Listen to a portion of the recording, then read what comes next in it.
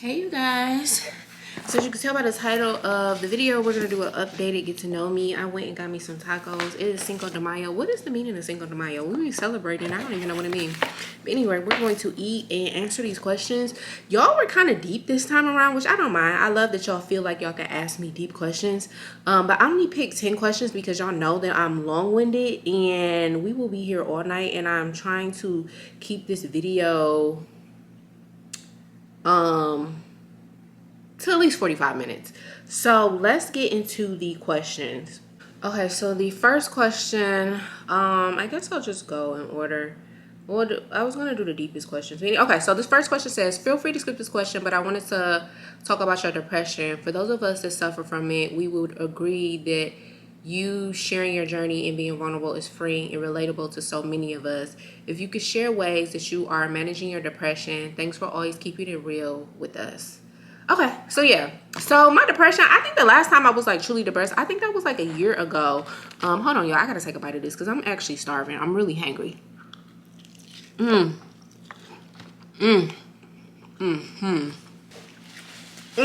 think about depression. If you have, it's nothing that you get rid of. It's just like things that you do to manage. And so, where's the other sauce at? Am I tripping? I have two sauces. Anyway, well, I actually want this one anyway. And so I've learned in therapy and just be observant about like my moods is that one, I need to move my body.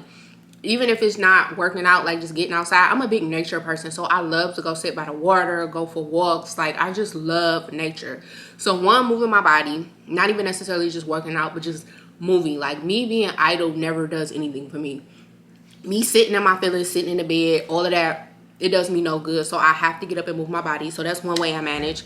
Therapy, y'all know I was in therapy for 10 years, and I used to say that like with a badge of honor, but I don't know who I heard say it, but they were basically saying like being in therapy consistently long term is not something good. Like, yeah, you can go to therapy throughout your life, like, maybe to check in, you need somebody to talk something through, but consistently going through therapy for 10 years is not necessarily a badge of honor. And basically it was saying it because if you're not utilizing the tools that your therapist is teaching you, then what are you really doing? And so I had to really take a step back and reevaluate and say like, okay, what have I learned in therapy, and let's apply it. So therapy has helped me like use certain tools to kind of manage my depression as well. Also community. This last few years, I've realized how big community plays in my life. Because I'm a loner and I'm an introvert, like I don't really have a problem being by myself, but even being an introvert, I crave human interaction. And so me moving to a new state, I think that was the issue too. I moved to a new state and I didn't know anybody, and just constantly the monotony of just going to work would stress anybody out. Because I need diversity in just my life. I didn't have any friends. I wasn't truly dating like that. It was just all work. Even though I loved what I was doing at the time, like it was just work, and I needed to like venture out and do other stuff. And so within these last 2 years, like community is huge for me. I don't really talk to anybody every day, one, because I don't want to, but being able to have the option to go out with my girls and just kick it and just have girl talk and eat. I don't mind going out by myself, but being by yourself all the time, I don't care how introverted you are, is not healthy at all. So that was another thing, like building my community. Also dating, being able to have like an intimate relationship with somebody outside of just your friends and maybe your patients or whatever the case like that. So moving my body, using the tools that therapy gave me, dating, building my community. Oh, and God, obviously, like my relationship with God over the years has really grown. We have a question about that, so we'll tap into that.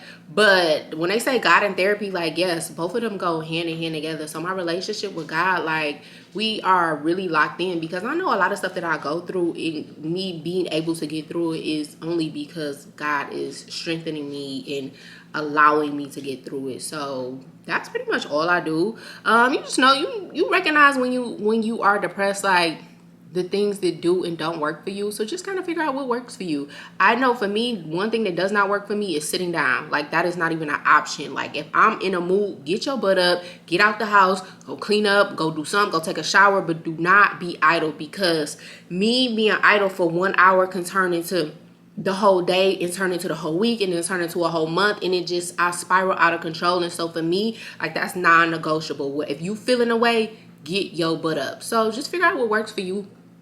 When I did that video, like, that was my intention of doing it, to really depression kind of looks like for different folks. Like, it doesn't always present the same, because I was functionally depressed. Like, I can get up, go to work, do all of that, but deep down inside, like, I was just feeling this feeling of doom, and you know, why am I here and what is my purpose? But yeah, I did that video to show y'all, like, the depression looks different on everyone, and just kind of like what I do to kind of help me out when I'm going through that. And y'all received it well. I'm glad that so many people, but I don't want to say glad, because I hate that so many people are depressed, but I'm glad that you guys can relate to it and it helped y'all out. And you know, like, we was talking amongst each other in the comments, and just I'm glad that it was relatable and that it helped y'all out. So yeah, that was that question.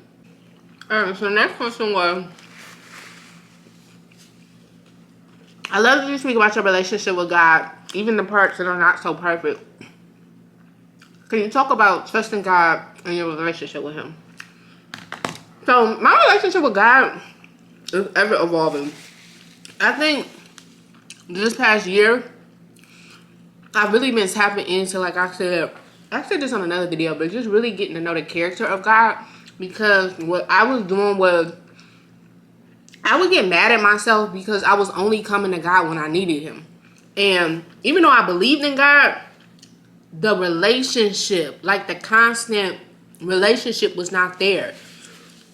At least that's how I felt. Like, I would do things like mess up, and instead of going to God, asking for forgiveness and allowing Him to just guide me through that situation, I would distance myself, because I'm thinking like how people think. If you constantly giving somebody a chance after chance after chance after chance, and they keep messing up, eventually you gonna distance yourself, because it's like, why you keep playing with me?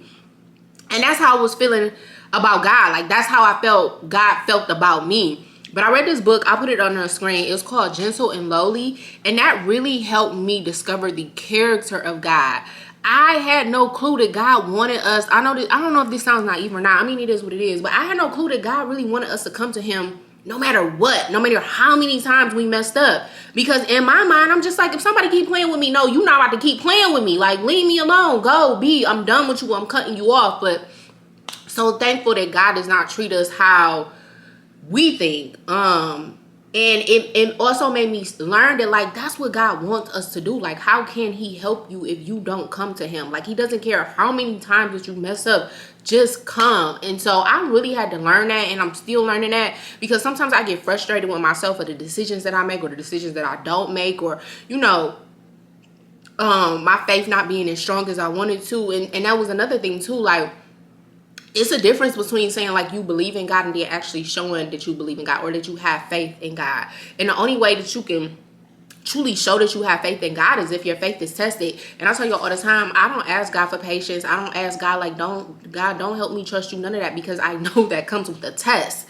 And I don't like my life to be discombobulated. I don't like nothing to go astray. Like, I'm not good with, it's crazy in the nursing world, you got to be like very flexible, because things can just go left. But with my own personal life, no, I do not like that. I want things to be perfect. I want things to flow. I do not like chaos. I do not like confusion. I do not like none of that. So I never ask God for patience. I never ask God to increase my faith, like none of that, because I know that it's going to come with a test.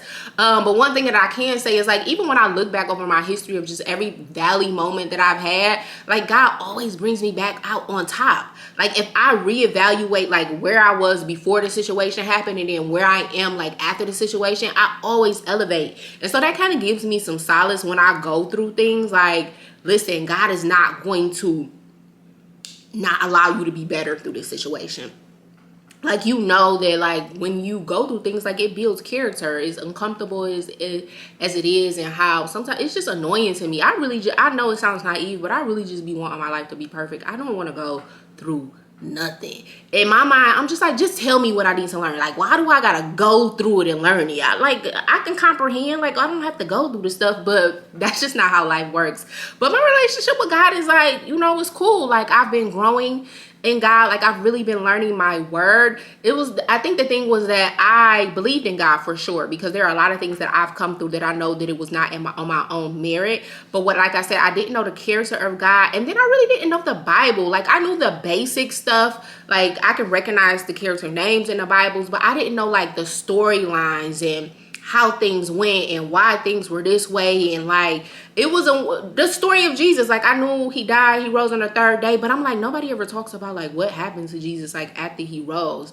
I'm like, did he die again? Like, did he go? Like, I didn't even know that whole story. And so I had did this 40-day Bible study. I'll put the book. Actually, is this the book? No, this is not the book. I don't have it. But anyway, I put the book on the store. My coach, she was doing it, and that really helped me tap into the Bible like every day. Like, it was more about discipline than anything. But obviously, if I'm reading the Bible, like, I'm gonna learn about certain stuff in there. And I've been really intrigued about the stories in the Bible and just learning like how God dealt with people, and more so like how God dealt with people who didn't seem like he can use, like especially Paul. Like, this man was throwing Christians in jail, like, and God just transformed his whole life. And that gives me peace, because I be thinking to myself like, man, I'm very negative when it comes to myself. I'm working on it, but there's a lot of like, I'm hard on myself. I'm extreme, like too hard on myself. It's a difference between like holding yourself accountable and wanting to do better. But I really like how I talk to myself is really horrible. I've been working on it, but reading about different people in the Bible and how God dealt with them and still use them, it brings me peace, because sometimes I be feeling like, God, you can't use me. Like, here I go again. I done messed up again. I'm coming to you again, having to learn the same lesson over and over and over. Like, I get annoyed with myself. And so I be thinking, like I told y'all before, like that God is annoyed with me. But those stories in the Bible about those people who messed up and was doing crazy stuff, I know, like, I'm not trying to compare sins, but like, it was people in the Bible killing other people and God still used them. Like, so that brings me peace, because it's like, I know I ain't killing nobody. So if God can use them, he can definitely use me. And so I don't know, my relationship with God is just growing. I'm more tapped in. One of my goals though is to incorporate God into my everyday life. A lot of times I was only using God, when, like I said, when I'm in trouble or something like that, coming to him. But now, like, I've been like, God, make sure that my words are right. Make sure that if I'm encountering people, the energy is right.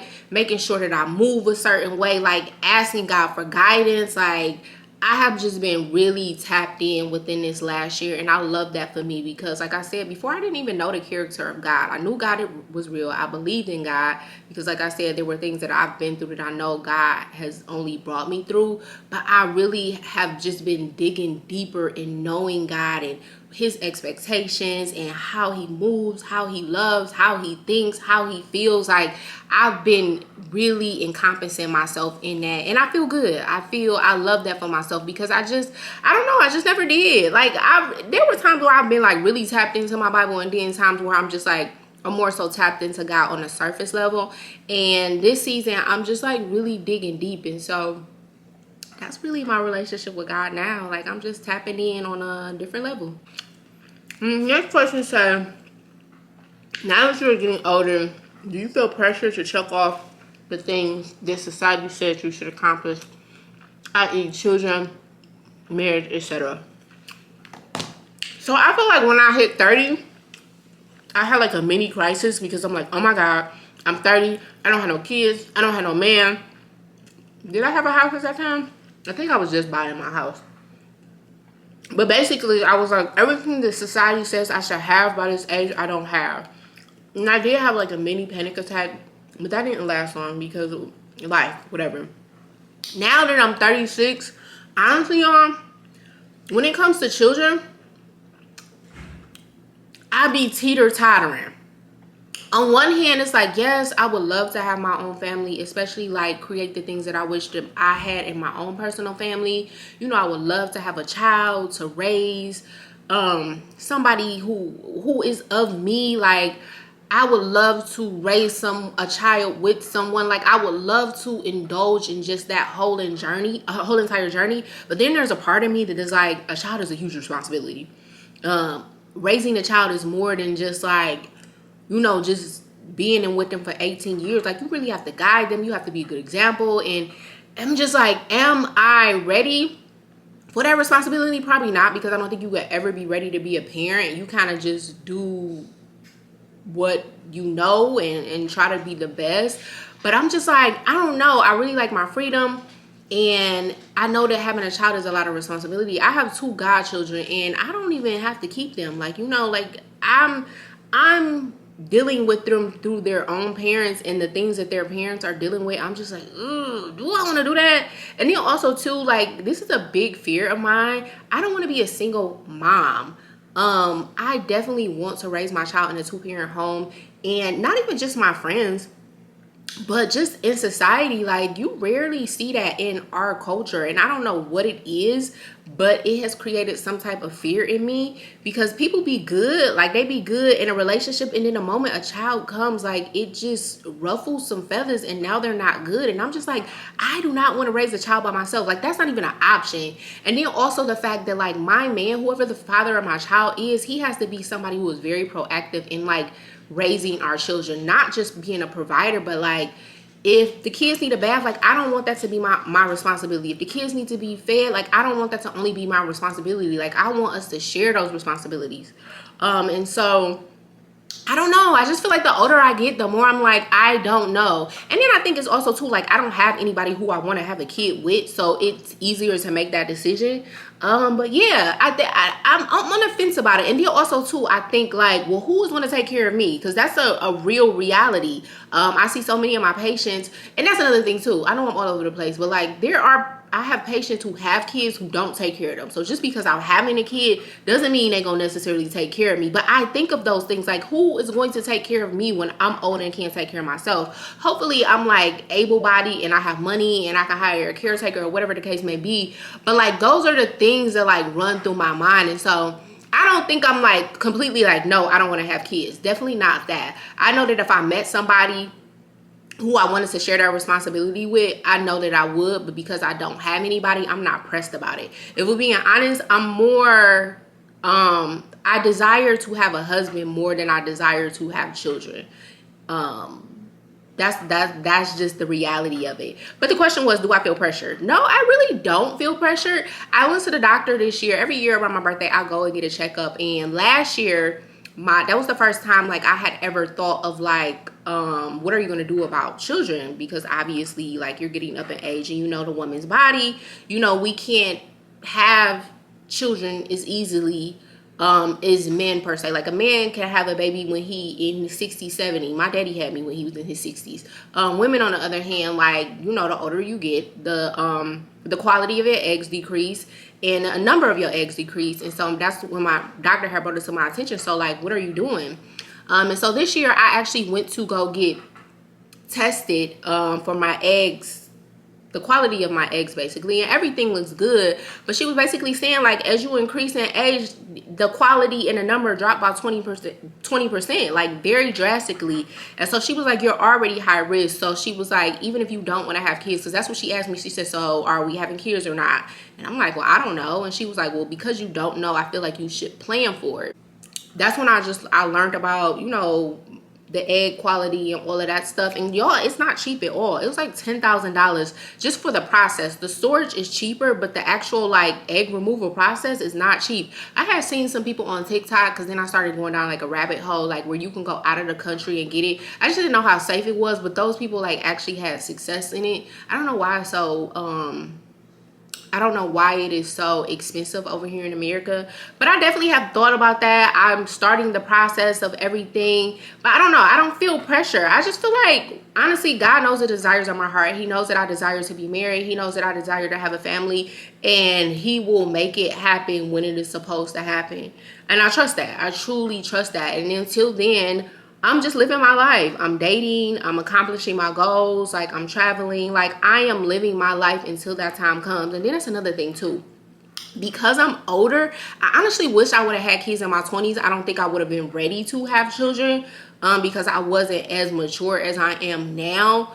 But when I think of like having a baby at 40, like, do I really want to be having a newborn or a toddler in my 40s? Like, I really don't. I genuinely don't. I just don't. And then I'm thinking about like my man, like before we have kids, like I want us to travel and just have fun, because not that you can't travel and have fun when you have a child, but you know, like it's a different type of responsibility. Like I want us to enjoy each other. Like, I don't know. I don't know. But the question was, do I feel pressure? No, I don't feel pressure. I don't feel pressure at all. I feel like my life is unfolding exactly how it is supposed to. I don't feel like I should rush. I don't feel like I should settle. Because if we're being honest, like I definitely could have been married and in a relationship by now. But as I grow older, like what I want from a man, or what the qualities of a man that I want has changed, and I'm not really willing to settle on it. Like I do have to be realistic, because people are not coming to me perfect. But like those foundational characteristics, I'm not willing to settle on. And I don't know, I just believe that like when my man comes, like I'm going to know. I feel like God is going to like be like, hey cuz this is him, don't pass him by. I don't think I met him yet, so yeah, I don't feel the pressure. I'm just living my life, child. That's all. Because I feel like if I focus on like what I haven't accomplished, like it takes away from like all the things that I have accomplished. So I don't feel pressured. I don't feel pressure, and I don't think anybody should. Like you are, I believe in like divine guidance. Like everything happens exactly how it is supposed to. Even if you like mess up, like God already knew like you was gonna mess up. It's not like oops, my bad, I ain't playing for her to do that or him to do that. Like everything happens as it's supposed to. And I feel like I said, like God knows the desires of my heart, and when it's time for me to meet my husband and it's time for me to have children, if that is what the plan is, like it'll happen. So yes, hopefully that answered that question. Okay, so this next question said, do you plan on opening up a med spa again? So yes, y'all. So when we initially closed down, I had to go through a whole grieving process, because just the fact that we even closed down, like I was really kind of distraught about that, because even when I think about it now, I'm like, damn, I wish we would have stayed open. But I know that everything happens for a reason, and it was the best decision for us to make. But I went through a process of just like, I didn't really want, not that I didn't want anything to do with the med spa, but I was just like, I needed to take a step back. I needed to grieve my business. Like I didn't realize that like grieving a business was like a thing. Like, but any type of loss, you can grieve any type of loss. Excuse me. And so I had to go through those motions. But the last few months, like I have been really praying like, God, okay, like I'm ready to jump back in. And I have just been receiving opportunities that are basically confirming like that's the path that I'm supposed to be on. And then also like this is really my passion. Like I went to a training last week, and when I got in that class, like I was just so excited, like just to learn and to practice. It was like, I missed that. So the answer to that question is like, yes, I am going to open up my med spa again. But this time around, that was another thing. I was like, now I have to start over. And people like who are in my like business circle had to remind me, like, you're not starting from scratch, you're just starting over, but you're starting with the knowledge that you had from the previous experience. You're not going into it how you went into it the first time. And so because of that, I just want to make sure that I'm doing things accordingly, in the sense of like financing my business, because I told you the first time we spent our own money on a business. I'm not trying to do that this time. The people who be opening up these med spas, like the big ones, they not using their own money. They taking out lines of credit, doing business credit, all of that stuff. And that's what I am trying to be on this time around, so that I can just move. Because what I don't want to do is I don't want to work bedside and do my med spa. I want that to be my sole focus. And so there are a lot of things that have to be in place, a lot of moving parts, a lot of people that I need to hire. It's just a lot. Now knowing what I know now. And so yes, I do plan to open up my med spa. I'm not gonna put a date on it. I just been praying about it. I just been doing what I need to do to make sure that I'm moving in the right direction. I feel like God has been dropping like little nuggets to make me realize like, yes, this is what you are supposed to be doing. You are on the right path. Because sometimes I question like, maybe that wasn't for me, but that just be the enemy trying to get in my head. And so yes, I'm actually really excited. I really cannot wait. Like I cannot wait. Oh shoot. I cannot wait to the day, y'all, where I am no longer working in the hospital. Like, that is truly my dream. Like, I do not want to have to go back to bedside. One thing I can say I'm giving myself a date on is it was a part of my 5-year plan to leave bedside. I've been doing bedside for 3 years now, I think.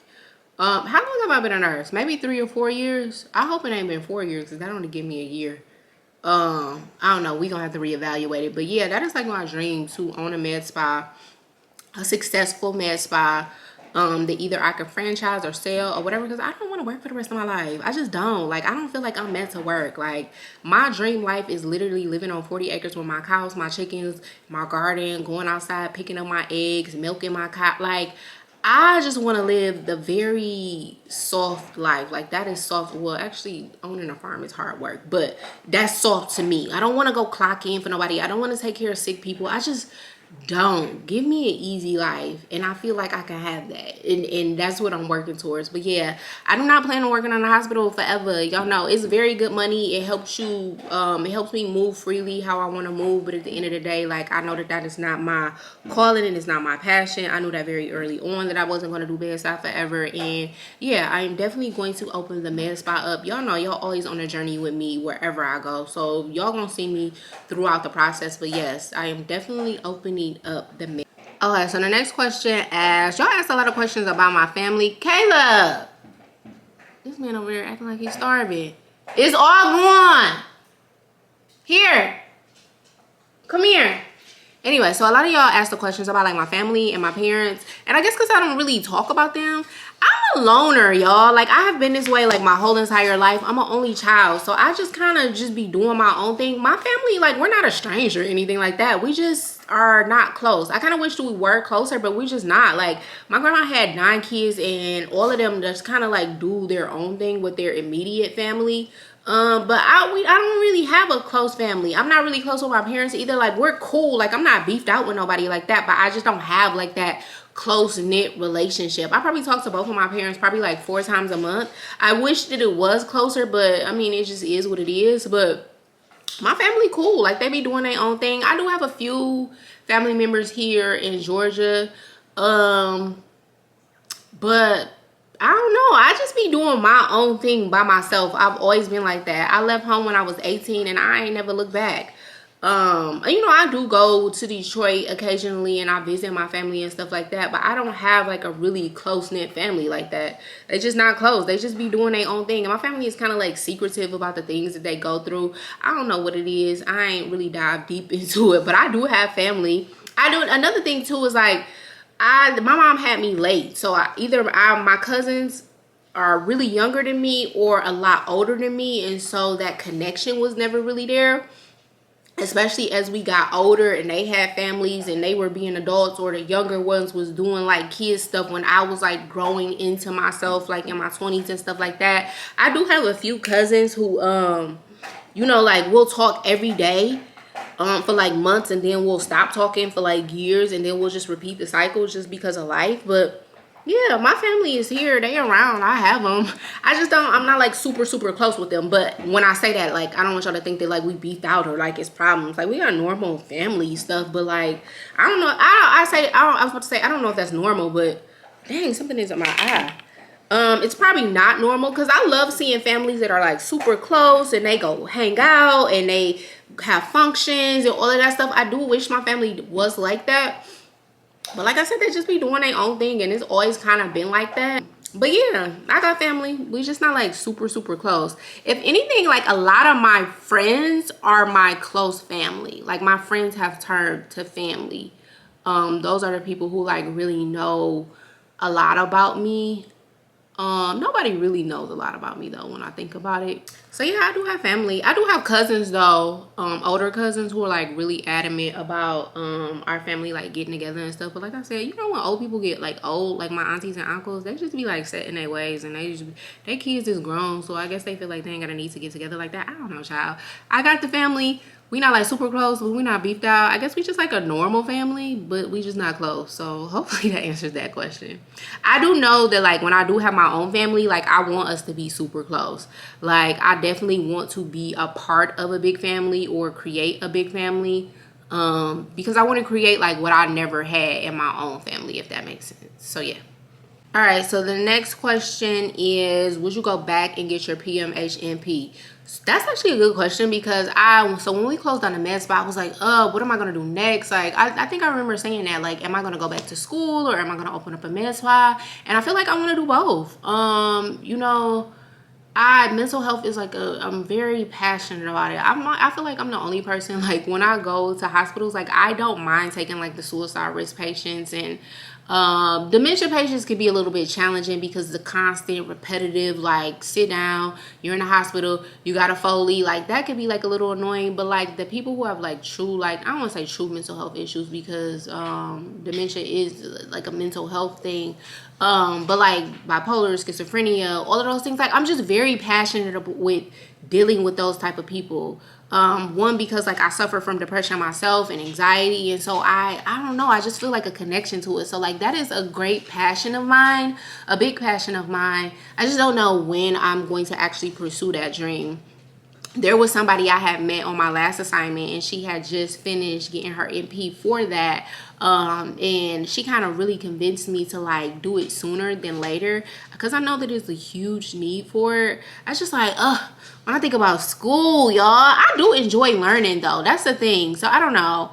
I think I'm thinking about like the steps. Like, I know it's not going to be anything like nursing school. Nothing is as hard as nursing school. Any nurse practitioner, anybody to get their bachelor's or whatever, like, nursing school is the hardest step. Everything after that is doable. But in my mind, I'm just like, I got to get through school. Then I got to actually take my boards. Then I got to find a job. Then I got to make sure I don't kill nobody. Like, that nursing school like scarred me. So the anxiety from just going through the journey through nursing school, and then like me imagining that it's gonna be the same thing in NP school, even though I know it's not, is one thing that's making me like not rush into it.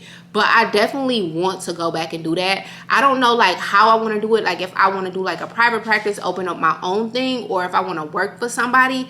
I don't know. Well, I still have to get experience too. That's another thing that's making me like not rush into it, because it's like I don't have any experience. I mean, I never worked in a psych facility per se. Like, I've had psychiatric patients, but like working in a psych facility is different than like working in a hospital with a psych patient. And so I'm thinking like, okay, well, if I do start my own practice, why are you bothering me while I'm trying to do this video? I gave you a treat. Child. Anyway, not having that experience while I'm trying to open up my own practice, like, I need to figure out the logistics of that. But yes, I definitely want to go back and get that, my psych NP. Like, that is definitely a goal of mine. Don't know when, but yes. The next question said, if you could do it all over again, what would you change? Nothing. I would change absolutely nothing about my journey. My journey has not been perfect. I've had really rough moments, valley moments, but I've also had really great moments. I would not change anything about my life, because if I did, then like, who would I be? Like, who would I be if everything, like, y'all know, like I said, like, I like my life to be perfect. If everything was perfect, like, who would I really be? Like, y'all probably wouldn't even relate to me. Y'all wouldn't like me. Like, is this about to overheat? Like, no, I wouldn't change a thing about my life. Like, everything happens exactly as it is supposed to. And so, yeah, I wouldn't. All right, y'all, so this is the last question. This one was kind of funny to me because of how they wrote it. They said, have you found a man yet? And they put in capital letters like yet. And the answer to that is no. I'm just having fun with dating. You know what I had to be specific about though? I told y'all the first time around, like, I was just getting used to dating, and because I was just used to being always in relationships or single. Like, there was no gray area. I've never dated before, and so I needed to like learn my flow of dating.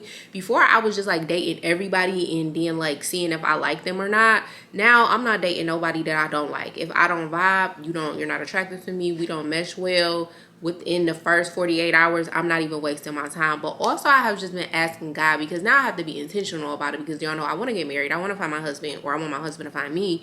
And so I have to be intentional about it. And so I have just started like asking God, like, to reveal to me if this person is meant to be in my life. Like, what is their role? Is this somebody that I need to entertain, or somebody that I need to keep it moving? Because although I may know, I can pretty much tell if I need to entertain somebody or not.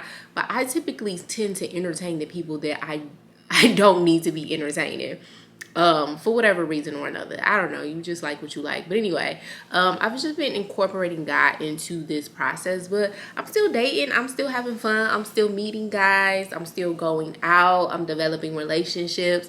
And my vlog, that vlog will be out, y'all will see this first before that vlog is out, but I updated y'all like on my dating chronicles and like my roster. But yeah, I'm just still having fun, I'm just meeting people and, you know, going out. I love the dating apps. A lot of people say they don't like it, but it's 2023. Like, I be in the house a lot of times and he's not gonna climb up on my balcony, so I have to put myself out there to be found. And I like the dating apps because it allows me to just pick and choose what I want versus like somebody coming up to me and me having to turn them down or whatever the case may be. I do still like organic interactions, but I don't mind the dating apps at all. I've had great success in the sense of meeting high quality men, but I haven't met my husband yet. I have not met my husband yet. I have not. But yeah, I'm just having fun. So I hope that answered that question. All right, y'all, so that was the end of the video. I hope I answered all of y'all questions. Let me know if y'all want to do like an advice segment, because when I went on my live, like y'all had a lot of questions for me when I did live like last week or whatever. And that was fun, like answering y'all questions or y'all like asking for advice and me like giving y'all the advice on certain stuff like that. So let me know if y'all want me to do like a girl chat segment where like y'all submit y'all questions about certain things and then I kind of just give y'all like my little 2 cents on it. So hope y'all enjoyed this video, and until next time, chat later.